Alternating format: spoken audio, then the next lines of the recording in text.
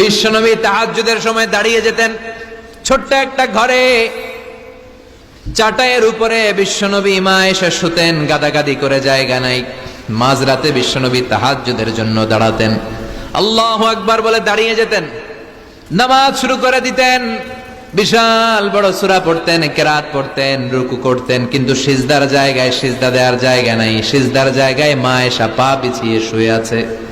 বুখারীর বর্ণনা, বিশ্বনবী সিজদায় যে হাত দিয়ে মা এসার পায়ের মধ্যে চিমটি কাটতেন। মা এসা বুঝতে পারতেন বিশ্বনবী এখন সিজদায় যাবে, সুবহানাল্লাহ পড়েন। মা এসা বুঝতে পেরে পা দুইটা সরিয়ে নিতেন, বিশ্বনবী সিজদা দিতেন। সিজদা দিয়ে বিশ্বনবী যখন আবার দাঁড়িয়ে যেতেন, মা আয়েশা পা বিছিয়ে আবার শুয়ে পড়তেন।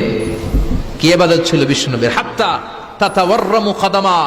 মা আয়েশা বলতেন বিশ্বনবী দাঁড়িয়ে থাকতে থাকতে এত সময় ধরে তাহাজ্জুদের সালাত পড়তেন, ওনার পা গুলো ফুলে এরকম টিউমারের মতো মোটা হয়ে যেত।